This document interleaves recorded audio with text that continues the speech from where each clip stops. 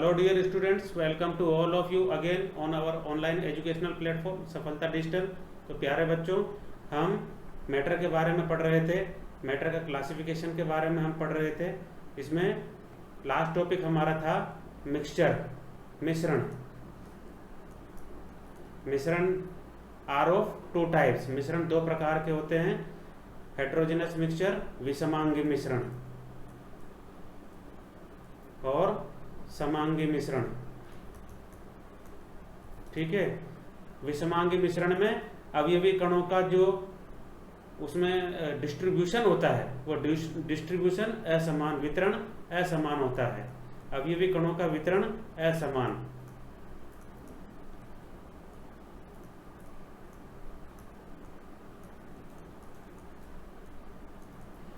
जबकि यहां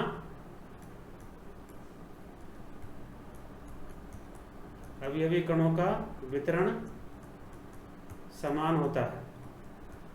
ठीक है, अवयवी कणों का वितरण समान है, डिस्ट्रीब्यूशन सेम है, एक जैसा है, इसलिए इसको होमोजेनस मिक्सचर कहते हैं। और इसमें असमान है, इसलिए देखिए आप असमान चित्र में अच्छी तरीके से देख सकते हैं, एक जैसा नहीं है। यहाँ पर वायलेट कलर के एलिमेंट आ गए, नीचे ग्रीन कलर के एलिमेंट आ गए, लेकिन इसमें देखिए बिल्कुल फिक्स पैटर्न है, एक के बाद एक दूसरा अवयवी कण है।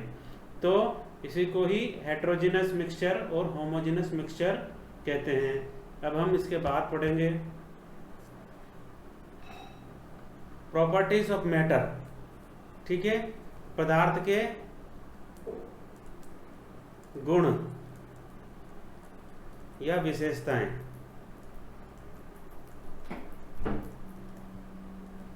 यस डियर स्टूडेंट्स, पदार्थ की विशेषताओं के बारे में हम पढ़ेंगे।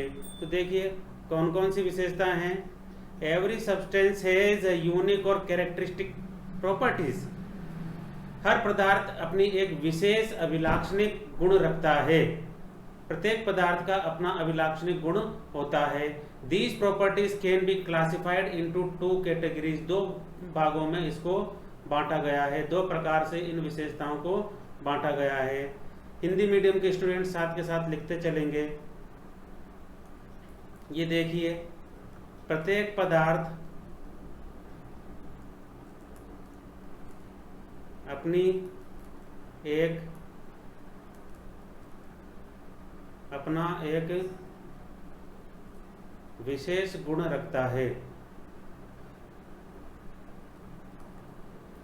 या यूं कह सकते हैं कि हर पदार्थ का अपना एक विशेष गुण होता है। और इस आधार पर मैटर को दो भागों में बांटा गया है।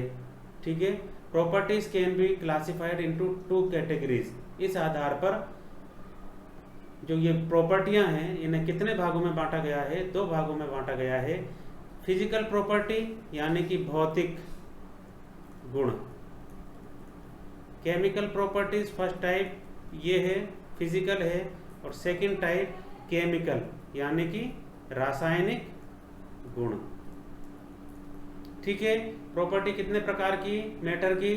टू टाइप की मैटर की जो क्लासिफिकेशन होता है, फिजिकल प्रॉपर्टीज और केमिकल प्रॉपर्टीज।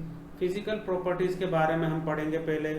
देखिए, physical properties can be measured और observed without changing the identity और the composition of the substance. Okay, we can measure the physical properties without changing the composition और identity of any substance. यानी कि पदार्थ के संगठन में और उसके पहचान में बिना कोई परिवर्तन किए भौतिक गुणों को हम पहचान सकते हैं। मेजर्ड यानी नापा जा सकता है, या ऑब्जर्व्ड पहचाना जा सकता है।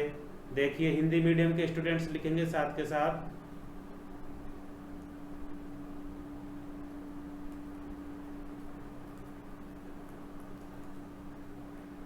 भौतिक गुणों को पदार्थ के संगठन में व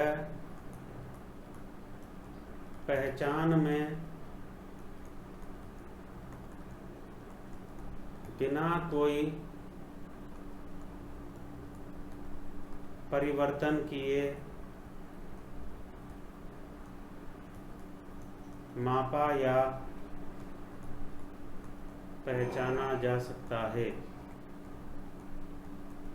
ठीक है, तो डेफिनेशन लिख सकते हो आप लोग, यानी कि ऐसे गुण जिन्हें पदार्थ के संगठन में परिवर्तन किए बिना व उसकी पहचान में परिवर्तन किए बिना पहचाना जा सकता है, वह भौतिक गुण कहलाते हैं। जैसे कलर हो गया, कलर को हम पहचान सकते हैं ऊपर से, ठीक है, भौतिक गुण है।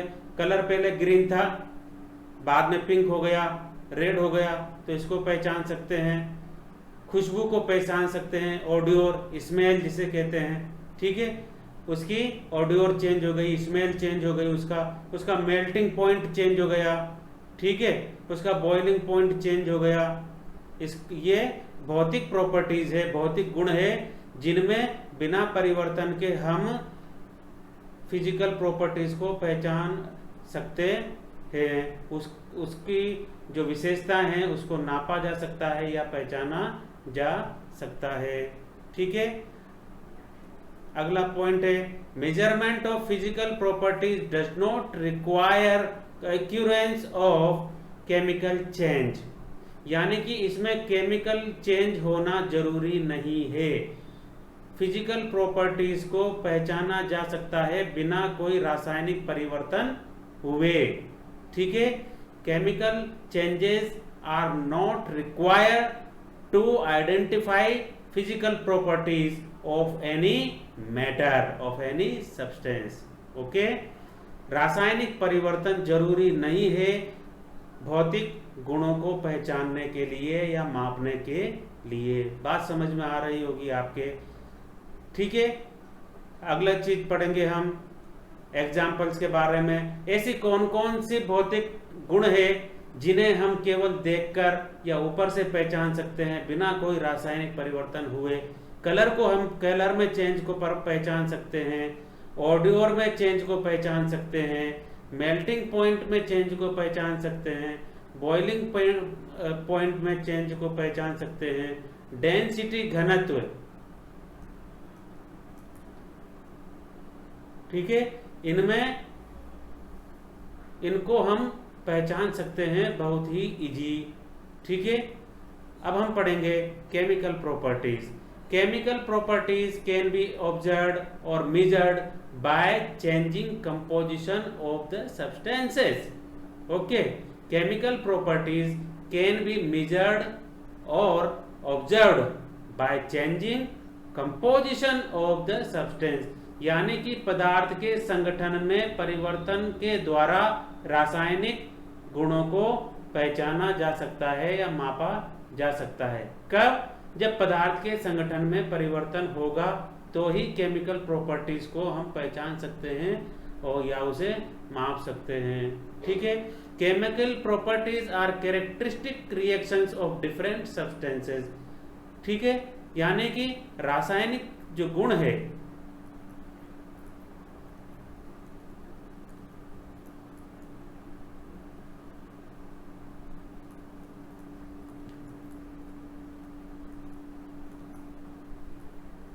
उसके विभिन्न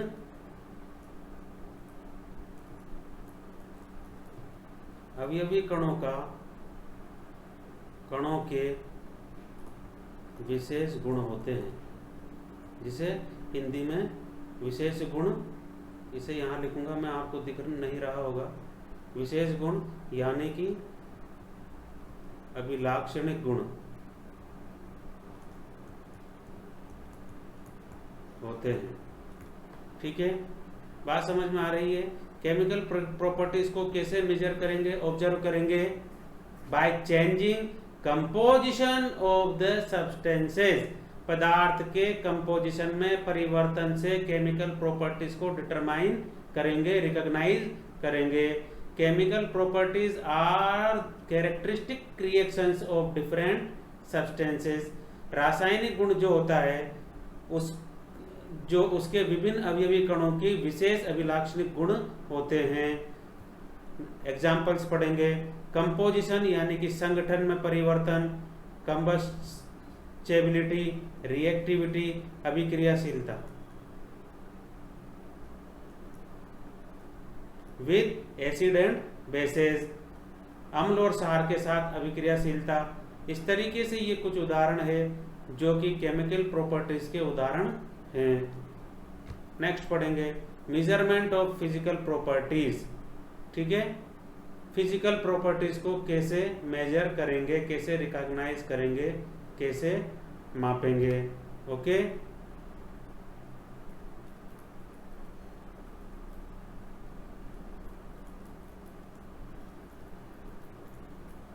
भौतिक गुणों का मापन।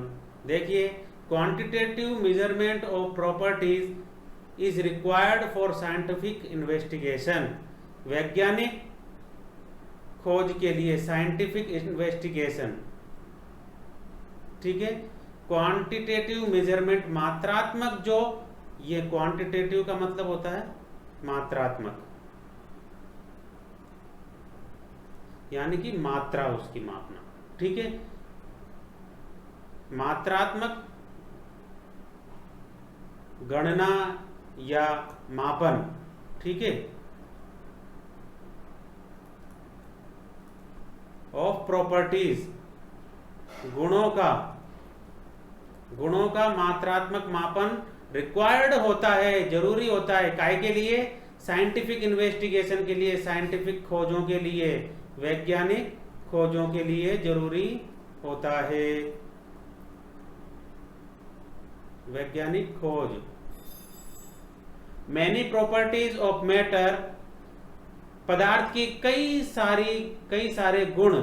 मैनी प्रॉपर्टीज ऑफ मैटर, पदार्थ के कई सारे गुण, जैसे सच एज का मतलब होता है जैसे, लंबाई, एरिया, लेंथ यानी लंबाई, area, volume etcetera, are quantitative in nature. प्रकृति में ये कैसी होती है? मात्रात्मक होती है। पदार्थ के कौन कौन से गुण मात्रात्मक होते हैं? लेंथ, जिसको मापा जा सकता है, लंबाई, जैसे ये लेंथ है, ये उदाहरण देखें। ठीक है, ये कोई रस्सी है या कुछ भी मान लो, इसे हम माप सकते हैं यहां से यहां तक कि भाई ये 5 सेंटीमीटर है या 5 फुट है या 5 किलोमीटर है। ठीक है, इसके एरिया को मापा जा सकता है, क्षेत्र को, जैसे ये कोई स्क्वायर है तो इसके क्षेत्रफल को मापा जा सकता है। इसके वॉल्यूम को मापा जा सकता है, वॉल्यूम यानी आयतन, कि इसके अंदर कितना पानी आएगा या कितना गैस आएगा। ठीक है, अंदर कितनी मात्रा में गैस आ सकती है, या पानी या दूध, कोई भी लिक्विड चीज, कोई भी ठोस चीज कितना आ सकता है इसमें। ठीक है, एनी क्वांटिटी ऑब्जर्वेशन और measurement is represented by a number, संख्या के द्वारा रिप्रेजेंट की जाती है कोई भी मात्रात्मक गुण, किसी भी मात्रात्मक गुण को संख्या के द्वारा। जैसे ये 5 सेंटीमीटर, ठीक है, जैसे ये 5 मीटर, ठीक है, जैसे ये 5 किलोमीटर। ओके, एरिया आ गया इसका कुछ भी 4 मीटर स्क्वायर। ठीक है, 5 मीटर स्क्वायर या 10 किलोमीटर स्क्वायर। ठीक है, तो कोई भी नंबर होगा, ठीक है, इसके द्वारा दर्शाया जाता है। अब आगे हम पढ़ेंगे तो समझ में आई होगी कि फिजिकल प्रॉपर्टीज का मापन कैसे करेंगे। फिजिकल प्रॉपर्टी कौन कौन सी है?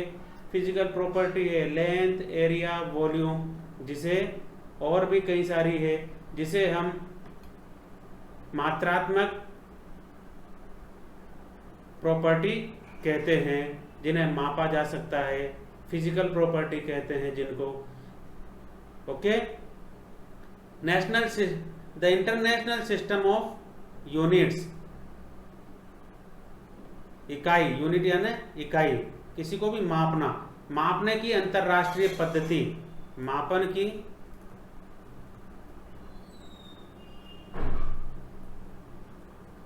अंतरराष्ट्रीय पद्धति, हिंदी मीडियम के स्टूडेंट लिख लेंगे।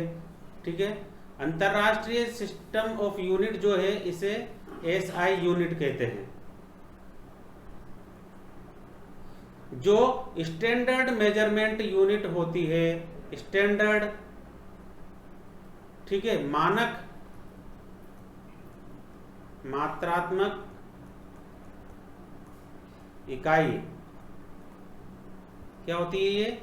मानक मात्रात्मक इकाई, जिसे पूरे वर्ल्ड में एक जैसा मापा जाता है। जैसे लंबाई को ले लिया, लंबाई को या तो पूरे वर्ल्ड में मीटर से नापेंगे, तो सब में पूरे विश्व के हर देश में मीटर की मात्रा फिक्स होगी, कितनी लंबा मीटर होगा। फिट है, फिट में इस तरीके से, किलोमीटर में, ठीक है। तो ऐसा नहीं है कि किसी देश में मीटर का माप अलग है, इंडिया में अलग होगा, रसिया में अलग होगा, अमेरिका में अलग होगा, ब्रिटेन में अलग होगा। हर देश में फिक्स माप है इसका, ठीक है।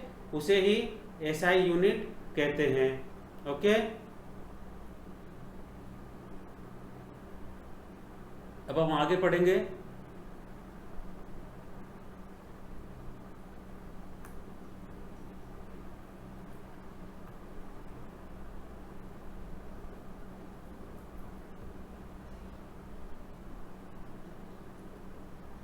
The International System of Unit was established by the 11th General Conference on Weightage and Measures, CGPM, for Conference General des Poids et Measures, ठीक है। फ्रांसिस ने, फ्रेंच नेम है ये इसका, French. The CGPM is an intergovernmental treaty organization। क्या है ये? Intergovernmental treaty, treaty है ना संधि, ऑर्गेनाइजेशन है ये, संगठन है ये। Created by diplomatic treaty known as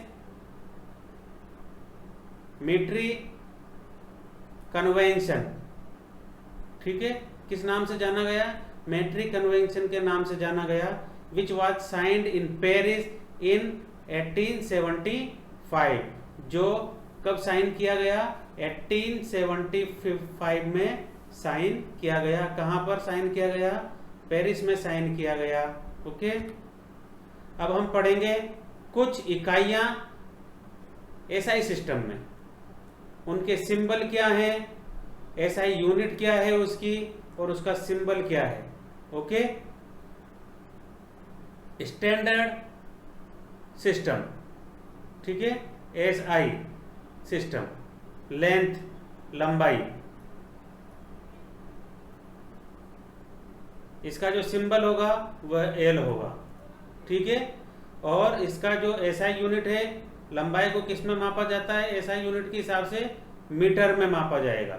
किस में मापा जाता है? मीटर में। और इसका जो सिंबल है, मीटर को कैसे लिखेंगे? एम के रूप में लिखेंगे। मास यानी कि द्रव्यमान, द्रव्यमान को एम से लिखेंगे। और इसका जो एसआई यूनिट होगी ये किलोग्राम, केजी, ठीक है, सिंबल केजी के रूप में लिखेंगे इसको। टाइम, समय, समय का सिंबल टी, और एसआई यूनिट इसकी सेकंड, और एस से लिखेंगे इसको, ठीक है। ये जो देखिए ये सिंबल, ये जो फिजिकल क्वांटिटी है उनका सिंबल है, लेकिन ये जो सिंबल हैं यहां देखिए आप, ये सिंबल है इनकी एसआई यूनिट के सिंबल है। बात समझ में आ रही है? ये तो फिजिकल क्वांटिटीज के, ये है फिजिकल क्वांटिटी, लंबाई, द्रव्यमान, समय, इसको संक्षेप में इस तरीके से लिखा जाएगा। लेकिन इनकी जो यूनिट है सेकंड है, तो सेकंड को संक्षेप में एस से लिखेंगे, किलोग्राम को केजी से लिखेंगे, मीटर को एम से लिखेंगे। इसी तरीके से अगली जो फिजिकल क्वांटिटी वो आती है इलेक्ट्रिक करंट, विद्युत धारा,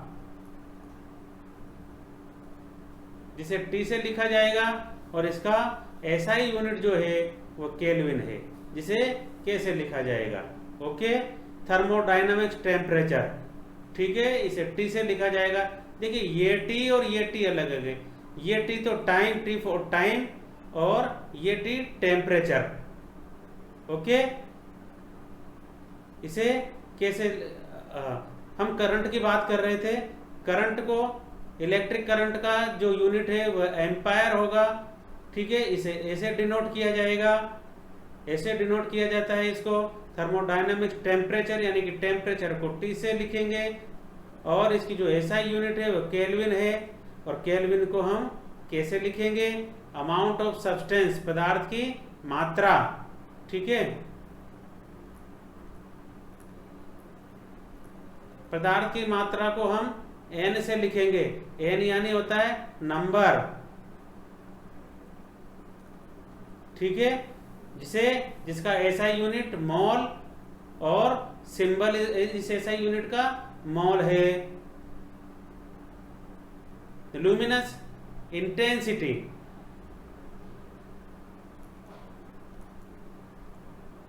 ज्योति तीव्रता, जिसे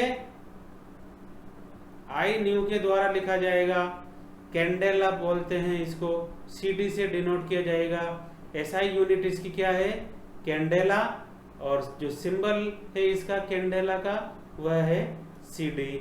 इस तरीके से आपको ये याद रखना है, याद करना है, ठीक है। आप बार बार लिखेंगे, 2-3 बार लिखेंगे, बिना देखे लिखेंगे, तो आपको ये यूनिट आसानी से याद हो जाएगी। ये यूनिट याद रखना बहुत ही इम्पोर्टेंट है, क्योंकि जितने भी अब आगे न्यूमेरिकल्स वगैरह हम जो करेंगे वह यूनिट लिखनी बहुत जरूरी है। बिना यूनिट के आंसर सही नहीं होगा। यूनिट में आपने देखा होगा, कोई भी मकान नापते हैं, प्लॉट नापते हैं, दूरी नापते हैं, तो यूनिट जरूरी है। विदाउट यूनिट के कैसे पता लगेगा कि कोई चीज कितनी लंबी है या कितनी छोटी है, ठीक है। इसलिए किसी भी चीज का यूनिट लिखना बहुत जरूरी होता है। आगे पढ़ेंगे। Prefix used in SI system, पूर्व लग्न, यानी कि एसआई सिस्टम में उनके नामों के आगे पूर्व लग्न क्या लगाया जाता है, ठीक है। To change the order and magnitude SI systems of SI system, of है यहाँ सही कर लेंगे, of. To change the order and magnitude of SI system, SI system का ऑर्डर और मैग्नीट्यूड चेंज करने के लिए सम प्रीफिक्स आर यूज्ड, कुछ पूर्व लग्न का उपयोग किया जाता है। Before the name of the units, इकाई के नाम के पहले कुछ प्रीफिक्स का यूज किया जाता है। Various prefix are given below, कुछ प्रीफिक्स पूर्व लग्न नीचे दिए जा रहे हैं, नीचे दिए गए हैं। यदि 10⁻1 है तो इसे डेका कहेंगे। क्या नाम होगा उसका, डेका, ठीक है। और इसे, इसका सिंबल DA। 10⁻2 है तो इसे हेक्टो कहेंगे, जिसका सिंबल H है। 10⁻3 है तो इसे किलो कहेंगे, इसको K से डिनोट करेंगे। 10⁻6 है तो इसे मेगा कहेंगे, जिसे M से डिनोट करेंगे। 10⁻9 है तो इसे गीगा कहेंगे, इसे G से डिनोट करेंगे। 10⁻12 है तो इसे टेरा कहेंगे, और इसे कैपिटल T से डिनोट करेंगे। 10⁻15 है, इसे पेटा कहेंगे, और इसे P से डिनोट करेंगे। 10⁻18 है, इसे एक्सा कहेंगे, इसे E से डिनोट करेंगे। देखिए डिनोट का जो सिस्टम है ना, ये इनका पहला ही अक्षर आ रहा है, देखिए आप इसे, ठीक है। इसलिए ये नाम याद रख लेंगे और आप लोग सिंबल आसानी से याद आपको हो जाएंगे। अब आता है माइनस में। 10⁻−1 है तो इसे डेसी बोलेंगे, और इसे D से डिनोट करेंगे। 10⁻−2 है तो इसे सेंटी लिखेंगे, सेंटी बोलेंगे, इसे स्मॉल सी से डिनोट करेंगे। 10⁻−3 है, इसे मिली कहेंगे, इसे स्मॉल m से डिनोट करेंगे। देखिए स्मॉल m, और यहाँ मेगा आ रहा था, इसे कैपिटल M से डिनोट कर रहे थे, ठीक है। आगे बढ़ेंगे। 10⁻−6 है, इसे माइक्रो कहेंगे, माइक्रो को म्यू से लिखा जाता है ये, 10 का पावर -9 है तो इसे नैनो कहेंगे, इसे n से डिनोट किया जाएगा। 10 का पावर -12 है, इसे p से लिखेंगे, p बोलेंगे इसको, और स्मॉल p से लिखेंगे। 10 का पावर -15 है, इसे फेमटो कहेंगे, f से डिनोट करेंगे इसको। 10 का पावर -18 है तो इसे एटो कहेंगे, इसे a से डिनोट करेंगे। 10 का पावर -21 है तो इसे जेप्टो कहेंगे, z से डिनोट करेंगे। 10 का पावर -24 है, इसे ऑक्टो कहेंगे, इसे y से डिनोट करेंगे। इस तरीके से प्यारे बच्चों ये प्रीफिक्स आपको याद होना चाहिए, क्योंकि जितने भी आगे न्यूमेरिकल होंगे उनकी जब कैलकुलेशन होगी तो उनमें इस तरह के चीज़ें यूज होगी 10 की पावर में, तो उससे वही प्रीफिक्स जितनी 10 की पावर लग रही है वही आपको उसके एक्चुअल नाम के आगे प्रीफिक्स यानी कि पूर्व लग्न लगाना पड़ेगा। ये याद करना है आपको अच्छे तरह से। आगे बढ़ते हैं, definition of some basic units. Okay, अब हम इस टॉपिक को कल के लेक्चर में लेंगे। जब तक आप इन्हें प्रीफिक्स को याद कर लीजिए, सिंबल्स को याद कर लीजिए, मेजरमेंट ऑफ फिजिकल प्रॉपर्टीज को याद कर लीजिए। ओके, प्रॉपर्टीज ऑफ मैटर, है ना, फिजिकल प्रॉपर्टीज, केमिकल प्रॉपर्टीज, ये बहुत ही इंपॉर्टेंट इनिशियल चैप्टर से, हमारे प्रारंभिक चैप्टर से, जिन्हें याद करना प्यारे बच्चों बहुत ही जरूरी है। बिना इनके याद किए हम आगे नहीं बढ़ सकते हैं, क्योंकि आगे बिना इन्हें हम पढ़ेंगे तो हमें आगे बहुत दिक्कत आने वाली है, क्योंकि ये बेसिक चीज है। And basic things are very important to learn more and learn deeply.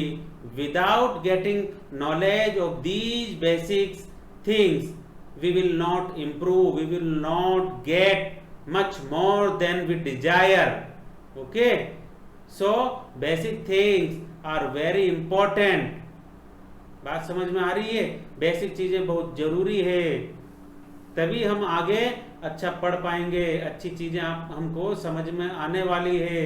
इसलिए मैं बार बार आपसे यही बात कह रहा हूं कि आप लोग बेसिक को अच्छी तरह कर लीजिए। जो हमने कल पढ़ा, ये देखिए आप,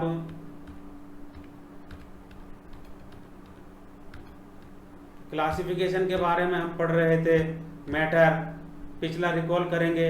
मैटर का चल रहा है हमारा सारा। मैटर दो तरह का होता है, फिजिकली बेस पर डिवाइड करते हैं और केमिकली डिवाइड करते हैं। फिजिकली देखिए सॉलिड, लिक्विड और गैस, तीन प्रकार के होते हैं। Chemically pure substances and mixture. अब pure substances is also further divided into two forms. Okay, pure substance and mixture, दो प्रकार का होता है, प्योर और मिक्सचर। प्योर सब्सटेंसेस एक ही प्रकार की चीज से मिलकर बना होता है, जिन्हें फिजिकल विधि के द्वारा अलग किया जा सकता है। ठीक है,